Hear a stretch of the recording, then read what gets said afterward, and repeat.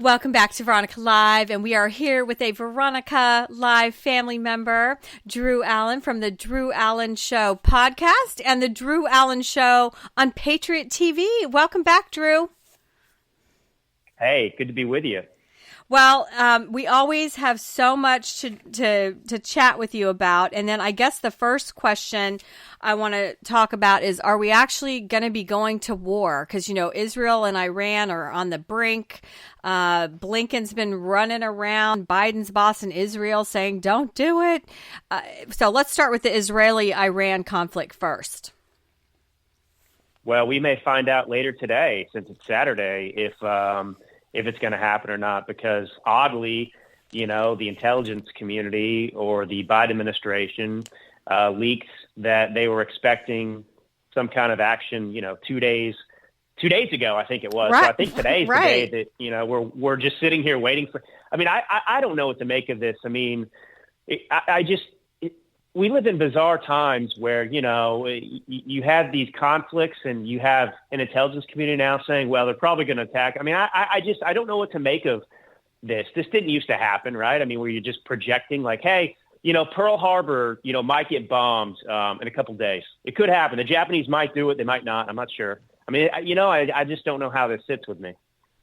How much of it do you think is just bureaucratic butt covering, you know, as far as, you know, well, I told you kind of thing when it happens? Yeah, well, and here's the problem, honestly, just, you know, and you know me, you know, I love this country as much as anything. But when you have an administration like this and you see that this not just the Biden administration, but certainly the deep state that people are familiar with at this point, whether they're rhinos and whatever else, they're not trustworthy.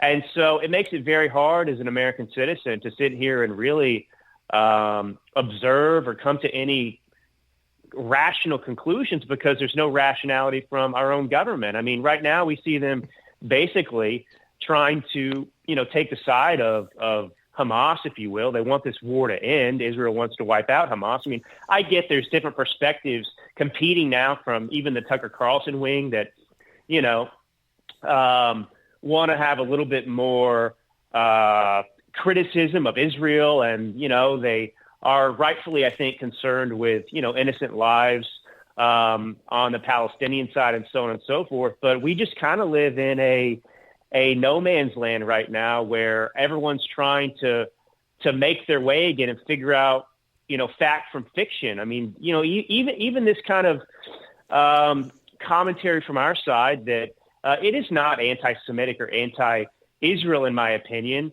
but it's born from this kind of revived sense of, you know, pro-Americanness, which comes from the fact that we have a government that spent us into oblivion with $35 trillion in debt.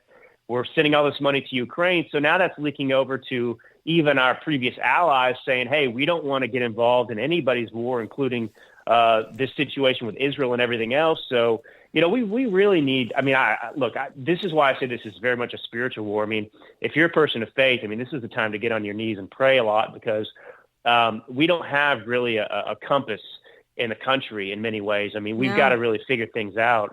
I know I'm, you know, it's a little bit of a gobbledygook here. I think I'm speaking, and hopefully I don't sound like Kamala Harris, but I don't know what to think of a lot of things is the reality when I used to.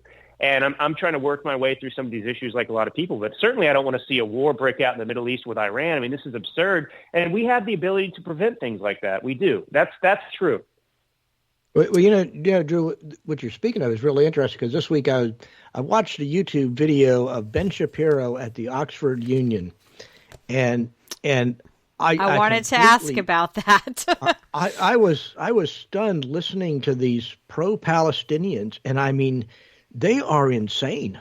I mean, well, and that was one of insane. my questions on piggybacking on that, the divorce of Ben Shapiro with Candace Owens, which she's been a little crazy lately with what she's come out with anyways, but what I was talking about though, what the pro-Palestinian people came up, that they refused to even acknowledge that Israel should be on the map. I mean, they talk about, they wouldn't even use the word Israel. All they would talk about was occupied Palestine. And that's what they're referring to is Israel is occupied Palestine.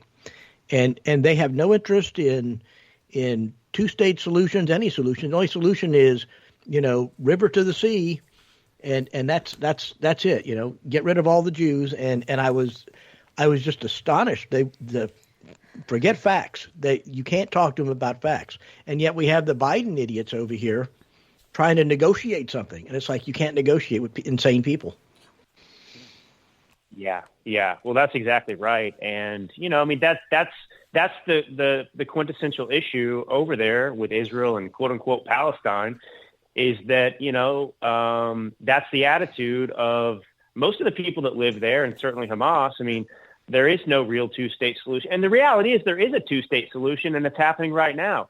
Palestine might not be recognized as its own state, if you will, but it's allowed to exist right there next to Israel. So you do have, a two-state solution, and it's not working out because the quote-unquote Palestinians want to wipe Jews off the face of the earth. They are not willing to live side by side with Israel, and so this is the real problem. And of course, no state, as Israel is, it's a country, is perfect.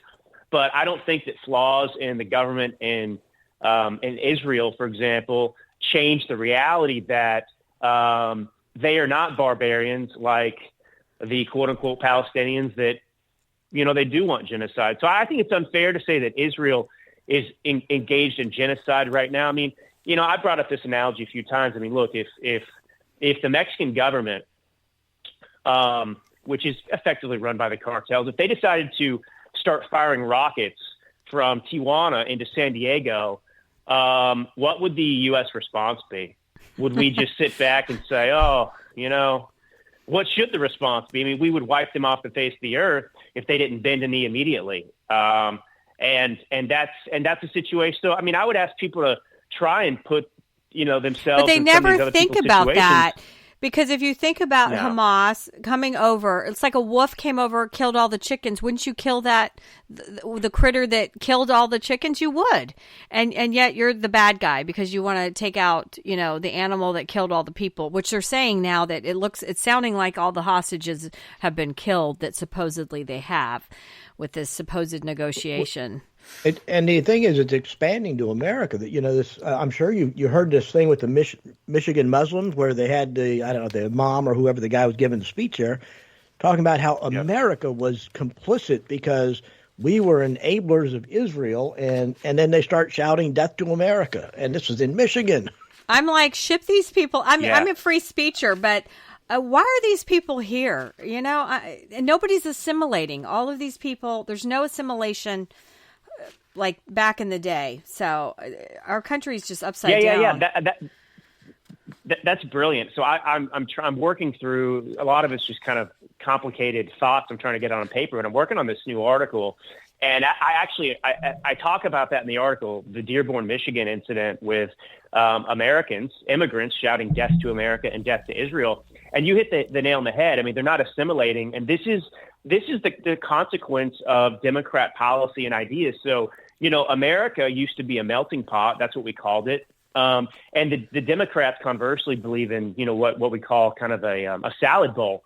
And this is the salad bowl when you don't assimilate people. And I want people, please, to go and read George Washington's farewell address to the nation because, he was stepping down. It was his second term. He was, he didn't have to do it, but he was tired and he was setting precedent as the first U.S. president.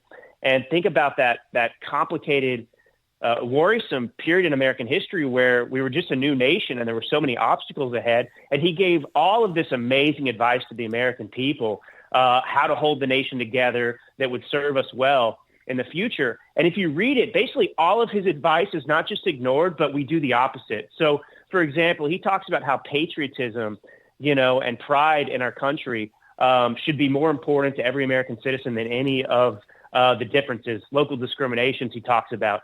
And now you're talking about a situation where you have immigrants here who are yelling "Death to America."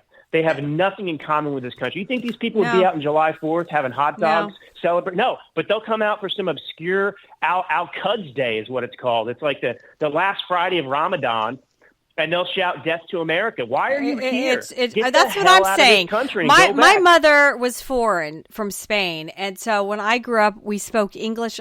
My mother didn't. I wasn't raised bilingual. I had to work to become bilingual, and I'm mad about it. But because I think it was she wanted to become fully American. You know what I'm saying? And my father-in-law was Hungarian. He didn't raise his children speaking Hungarian either because English was the language, and they wanted to assimilate and be part of our culture. And so I don't know what it's just death to America. I have a problem with that for sure. Well, how many people have come across the border illegally under this administration that share that view? That's the reality. And,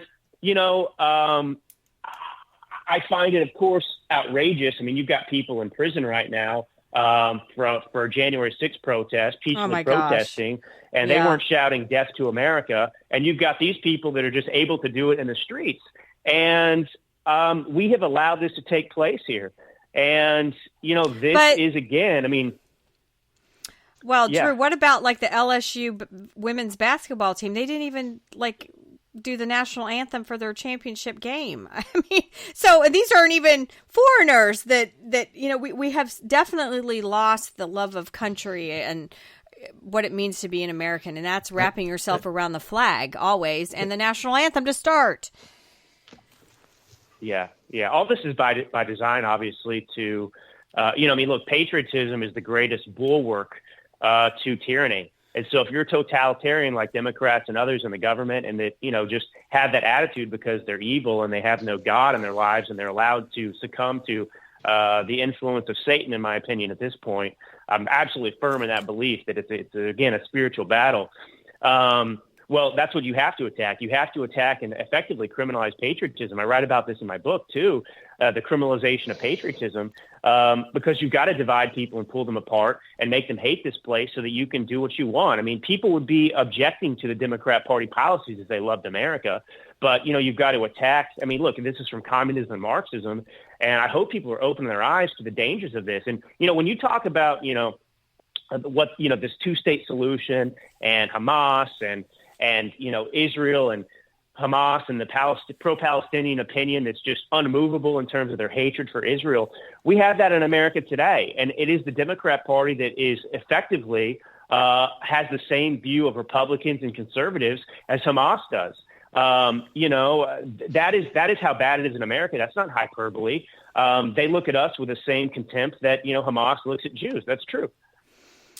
Well, you see that with the demonization of the MAGA movement, by the Democrats, and things like American exceptionalism are it's a dim view of that. It's like colonialism, and it's like you don't understand what American exceptionalism is when you demonize it. That's what sets us apart from the rest of the world, from all these other forms of government. Yeah.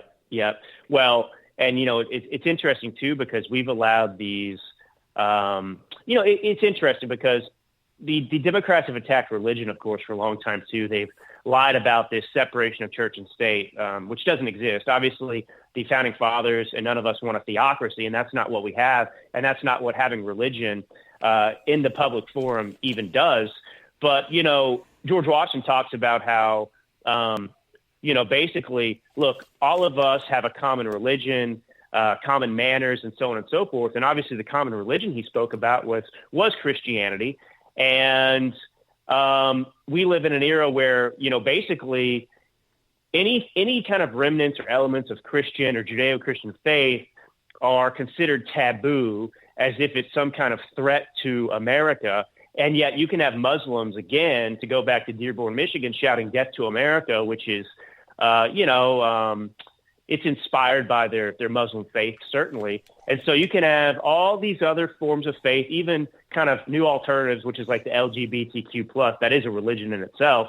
And they're eradicating Christianity from this country. And I'm very honest about this, too. I mean, if we want to restore America, Christians and Christianity has to come back into the picture, because as George Washington, don't take my word for it, take Washington's word for it. I mean, basically, he acknowledged and warned that, basically, morality and the stability of this nation, we're totally dependent on religion.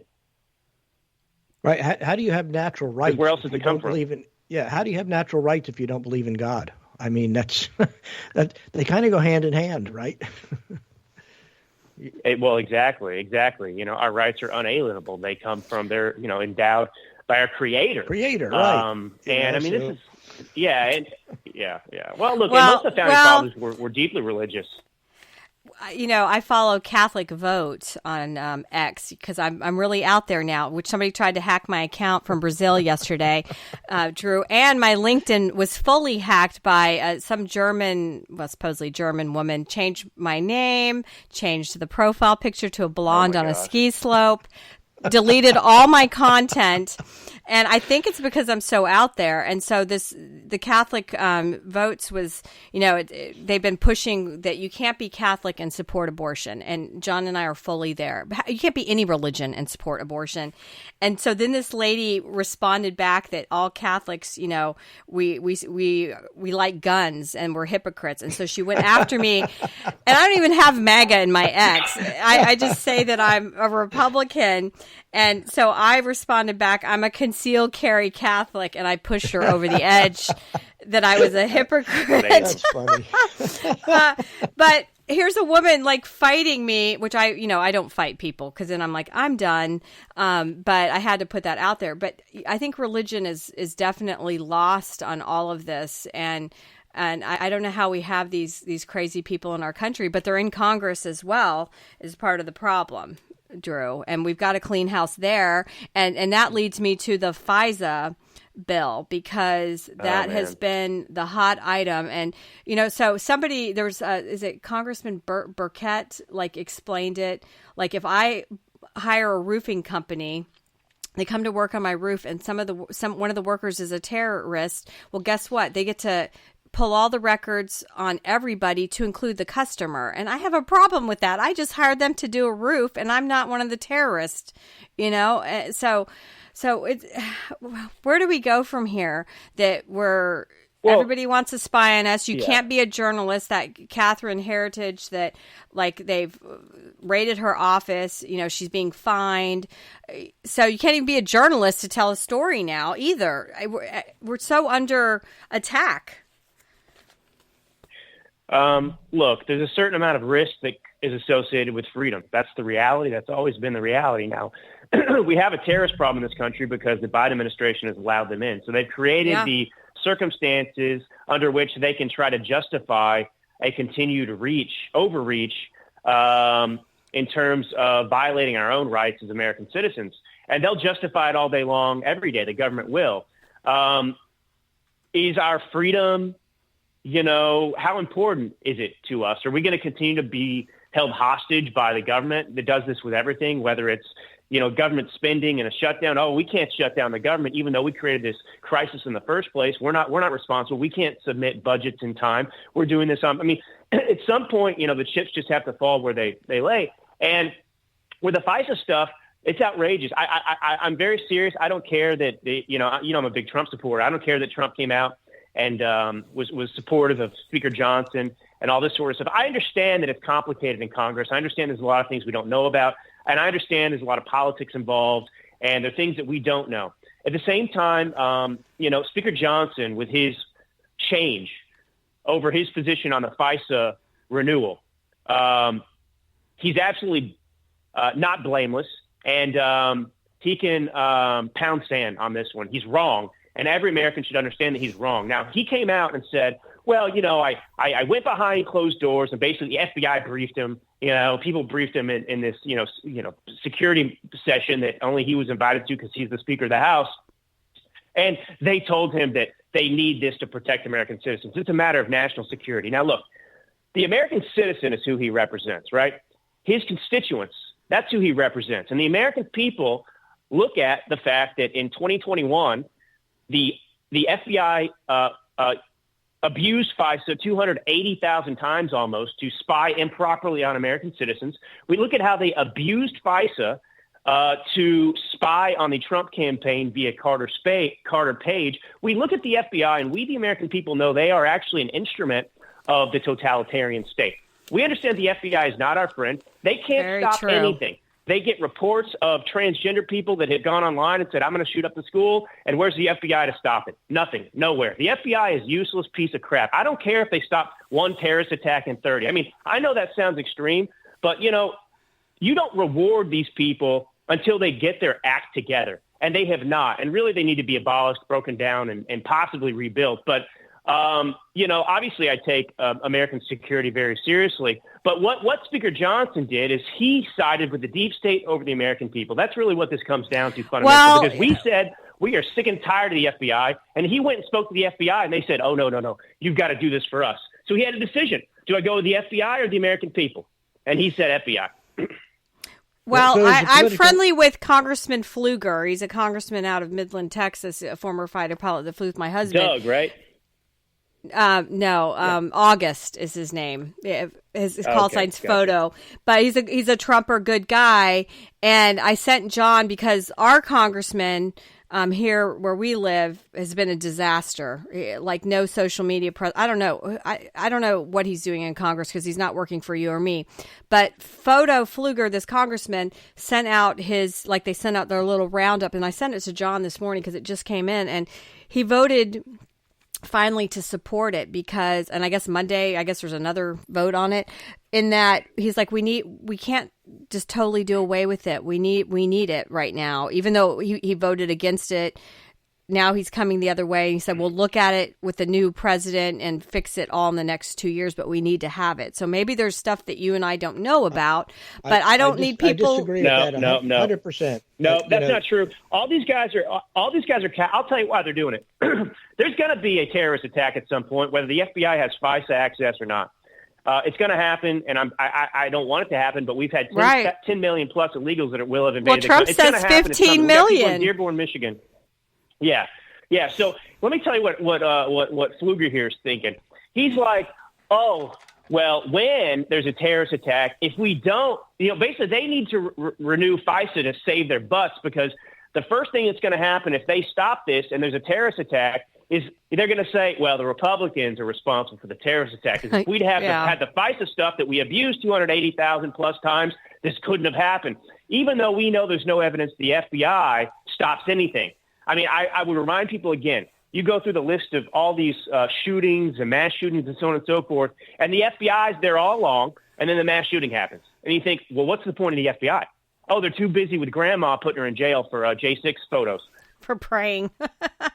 Yeah. Exactly. And is it lost on people, the fact that you have like Director Wray up there talking about the threats and all this kind of stuff, and then the next story is, a judge lets a known terrorist, terrorist watch list guy from Afghanistan free to roam our country. And it's like, this is insane. It's like, what's Ray doing, and then they talk about all these protections, and it's like, what protections? The FBI is the one that abused the law to begin with. So how can you sit here and tell me there's protections in there, and we're making the penalties even stiffer? And it's like, wait a minute, there were already penalties for the FBI lawyer that lied, that actually lied on a document that was submitted to the FISA court. And what did he get? He got a hand slap. He didn't go to prison.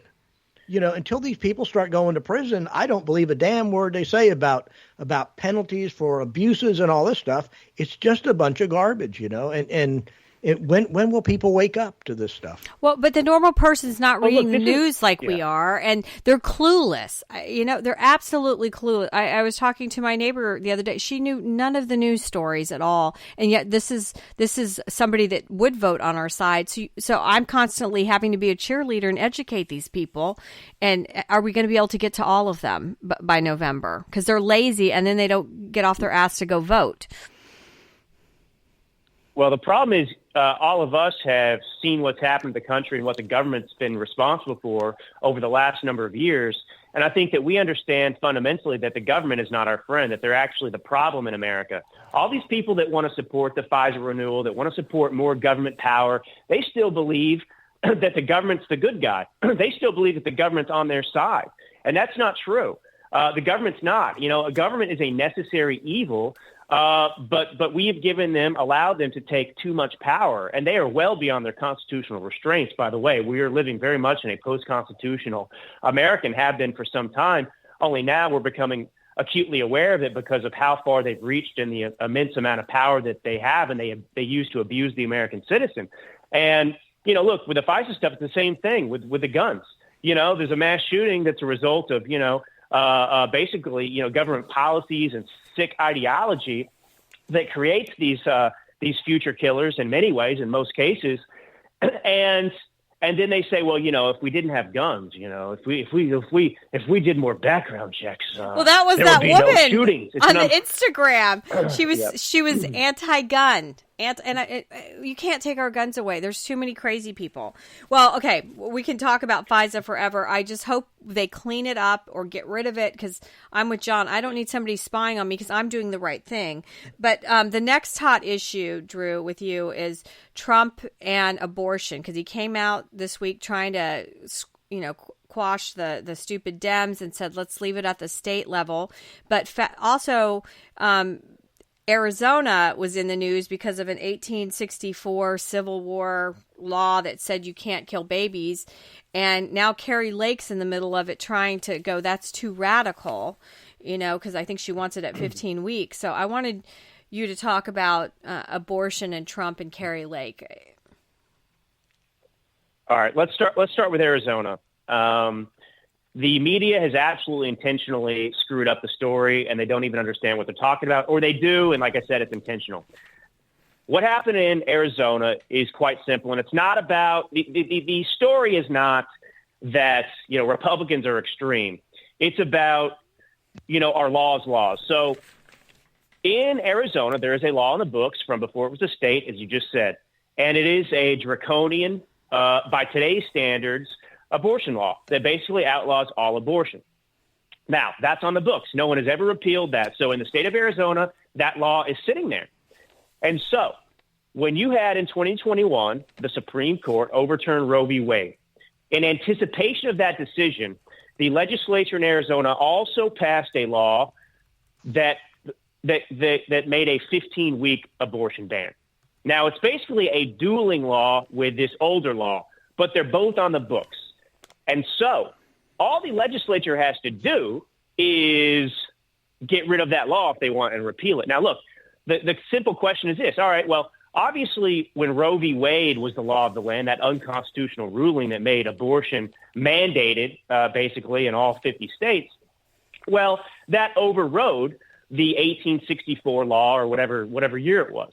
Now, when Roe v. Wade was overturned recently, well, all of a sudden that law is live again because the state does have the ability to set and create their own laws related to abortion. So it's very simple. Roe v. Wade was overturned. You have a law on the books that says abortion is banned completely. Okay. And so do we have a responsibility to implement the laws on the books? I think we do.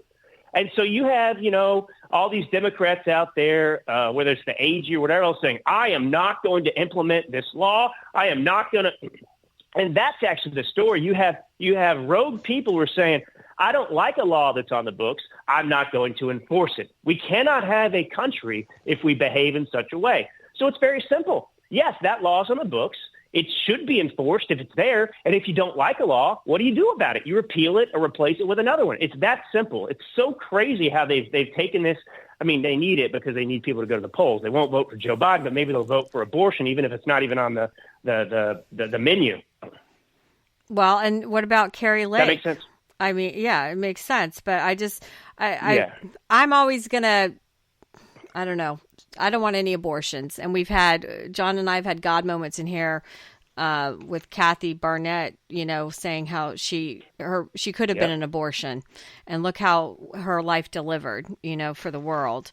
So I just feel like Carrie Lake's weak. I'm just so sad right now because I follow the former priest, Father Frank Pavone, and remember how the Pope took away him being a priest, but he's been fighting for pro-life forever. And if you go to his Instagram, he's always putting it out. I mean, his collar was taken away because he loved Trump. And so he's been promoting that Biden's a disaster. And the comments on there, people are like, go here and go see an actual abortion. I'm not strong enough to do it, but I think we need people to see it so that they can finally wake up and see that these are humans that we're destroying. But the other thing look, too. I mean, the other piece of that is the religious aspect because we are no longer a predominantly religious based society. We've lost our moral anchor. So this and Republicans and I'll put this on the Republican Party. We fought 50 years for Roe, right? We finally get it, and now we're like, okay, now you got it. Now what do you do? It's like the dog catching the car. Okay, you caught the car. Now what? You get run over. Yeah, that's what happens. I vacillate a little bit on the policy side because look, I'm pro-life as well.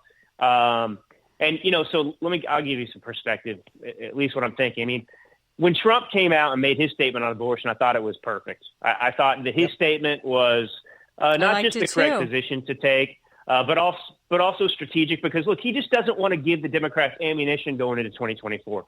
So sometimes you say things, Democrats do this and that's how they win elections, but, they pretend to be moderate, right? And they go to the radical far left in the past. So, Trump comes out and says, no, look, I mean, this is a state's issue. Now, I don't support a federal abortion ban because it's antithetical to what we just fought for. The whole point of overturning Roe v. Wade was to say that, look, states have the right to determine their own abortion laws. So I, as a Christian, we have to go out and make the case to convince people and persuade people that abortion is wrong. And then we have to legislate it accordingly in our states. But, the reality is we live in a country and I want to live in a country that at least gives me the freedom. Because before we didn't have the ability to persuade anybody. It didn't matter. Like you could have like 100% of the people in a state that said, "Hey, we don't want abortion," but the federal government had the ability, based on Roe v. Wade, to say, "No, you have to allow abortions." So I'm comfortable living in a country where I can at least have the ability to change that. Now, look in California, if they want to have infanticide, which is where they're moving, it's disgusting. I mean. But look, if you wanted to pass laws, I guess, on morality too, with regard to murder and things like that, and you want to say it's not illegal to murder, theoretically, I guess you could do that, right? If that's where the country's moving. Abortion's kind of similar. Now, the question the difficult question we have to face is, are we really saying, like in Carrie Lake's situation, this is what she thinks, obviously, is we can't win elections if we are pro-life? So sad. Is that where we are? Like, I think she's there. The answer, we have some really deep soul searching. Well, yeah, she's there. Well, a lot of people are there. A lot of people. We're missing, we're missing the God in the whole equation. And that's why I agree with what Trump was saying. The fact is if you take a position, we live in a representative republic. Okay, if 70% or whatever the number is of people are not willing to say no abortion, then that's how it works. It's not morally right, but as you said, we need to convince them, and that's where the Republicans have been just ill prepared because we're not making the case, and so these votes, every one of these votes, we've pretty much lost it. And it's not because we're not willing to compromise. And you have to compromise. You have to go, something between infanticide and zero is just where the country's at. That's where that's reality. Well, but how can Europe lead the way? And they're like 12 weeks, and we're still I know up to birth. I mean, or after we're trying to kill babies. I mean, it's just awful. I know we could talk about this forever. I know, John. You know what the problem is? Yeah. Oh, no, I was just saying the problem with the abortion issue is that it's like the two-state solution. The pro-abortion people, the pro-choice people are so radical, they don't want any limits on abortion. So you're actually dealing with like a terrorist situation where you're willing to try and compromise, but ultimately they want to wipe your opinion off the face of the earth. That's the challenge we have. Right. So switching over to Ukraine, Tom Lee, Senator Tom Lee had a good Peace in the Hill this week, and we continue to see this fight going on. I guess Speaker Johnson's trying to put together a Democrat-Republican coalition to get this aid passed. And where do you think this is going? I mean, it just seems to be this never-ending situation where we're not quite willing to help them win the war, just not lose the war. I mean, it's almost perverse, Well, and Drew, to add to that, Blinken offering the NATO golden ticket, like they're on American Idol, for Ukraine to join, and that was Russia's, do not cross this red line. So talk about all of that. Well, look, when you're engaged in diplomacy, as a country, as a nation, your responsibility is only to yourself. That's the reality. I care about what's in America's interest, and Ukraine's not in our interest. Now, look, you have to understand also the enemy, if you will. And in this case, we look at Russia like an enemy. They look at us like an enemy. And Russia, look, we're in the wrong in the NATO situation. Like, if you wanted to start World War III with Russia, you would bring Ukraine into NATO, because we basically promised we wouldn't do that. That was one of the agreements we made with Russia. Now, this has been talked about by previous administrations. And in fact, a little over a decade ago, Ukraine actually tried to gain membership to NATO, and NATO rejected them. And you know why NATO rejected them? Because they said it was going to be too far, and Russia didn't want it. Because Russia doesn't want, us expanding toward. Now, look, I'm not like a special pleader for Russia or Putin or anything like that, but I'm a realist. And in Russia's case, they have their own history that has nothing to do with us. And for most of that history, they have Ukraine was part of the USSR. And it's humiliating. If you talk to Russians, I went to Moscow once when I was in like 2010, 2011, something around there. And, I was asking my friend these questions, this girl I was dating at the time or something like that. Anyway, and, I was asking, like, how do people feel about, Putin? How do they feel about the Soviet Union and so on and so forth? Now, they had great pride, even though they had communism and they were starving and everything else with the Soviet Union. They were still a large empire, if you will. And so a lot of people still look fondly back, whether it's correct or not, on that period in time. And so they live with a lot of humiliation today, because what they view is all these countries that have been basically kind of taken from them. Now it's a delicate dance you're doing.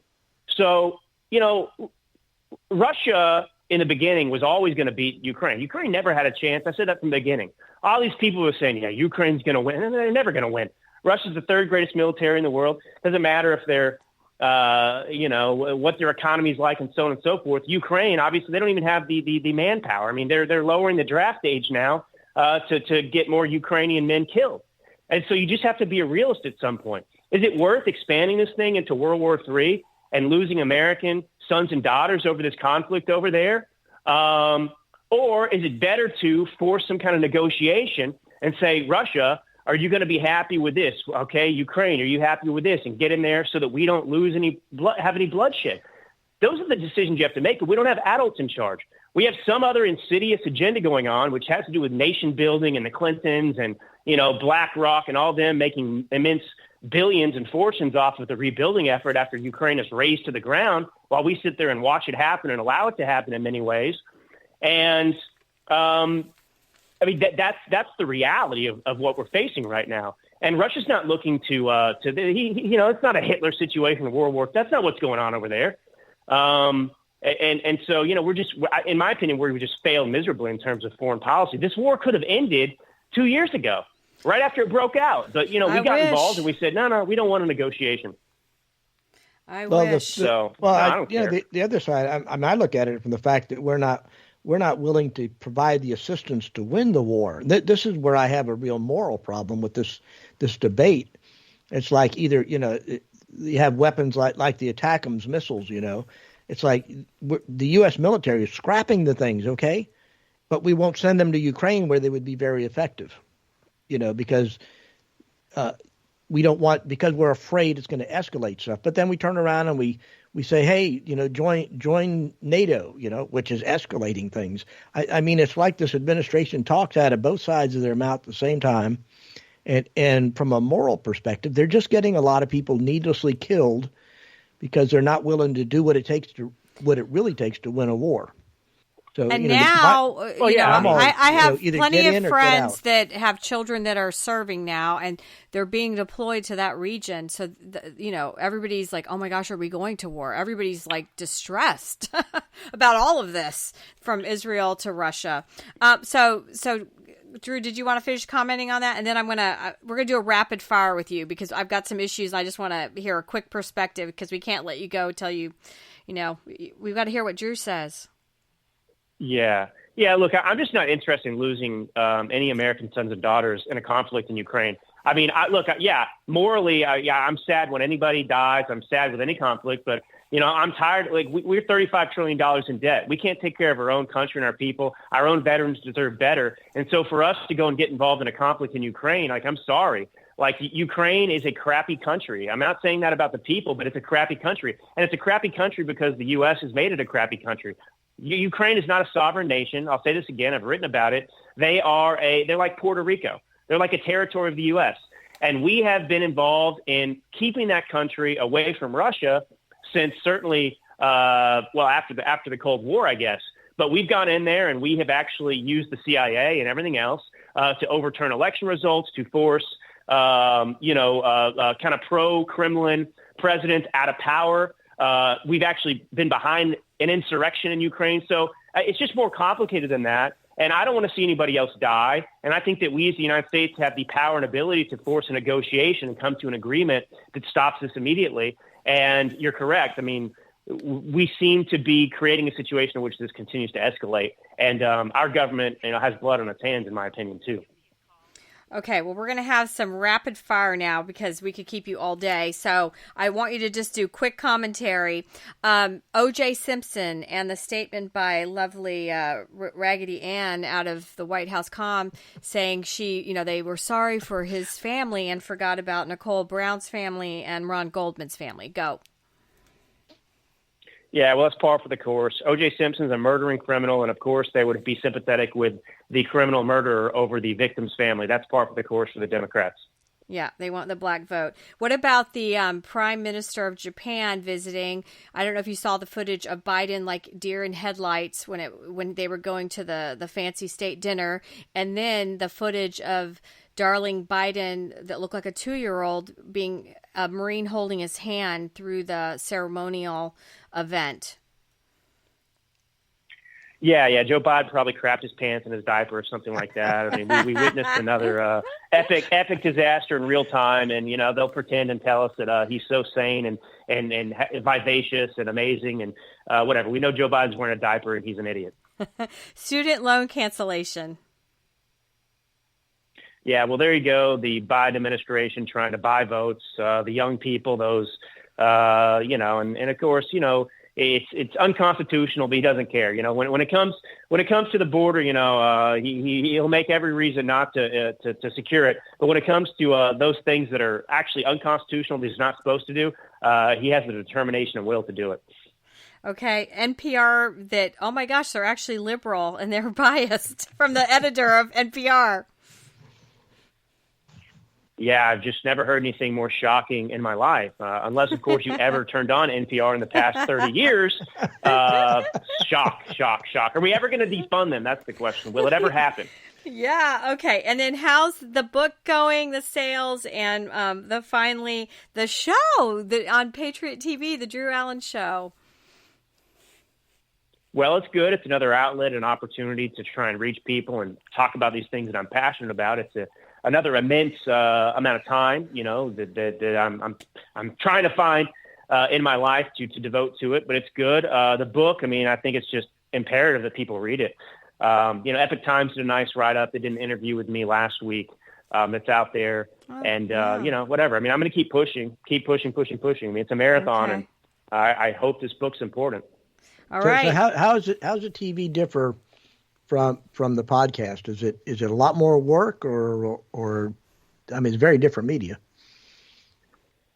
Yeah, it's different. It's just I think a lot of the differences are some of the growing pains where the network is trying to get established and that sort of thing. I mean, I'm kind of still finding, what I want to do with that particular show. I mean, in many ways, podcasts now are visual too. So, it's just a debate over, how much do you want to be, like a Fox News network show, and how much do you want to just be, like Drew Allen, and do the show how I want. So I kind of go back and forth between, how much I'm leaning into, kind of that network format in terms of delivery and finding a balance between that and just riffing like I like to do. Well, did we miss anything? We know that November's critical. We've got to win, and hopefully they're not going to steal it this time. But it's always a pleasure having you on here, Drew. Oh, well, I love it, and I appreciate you giving me the time and enjoying it enough, I suppose, to keep inviting me back. So I like coming on.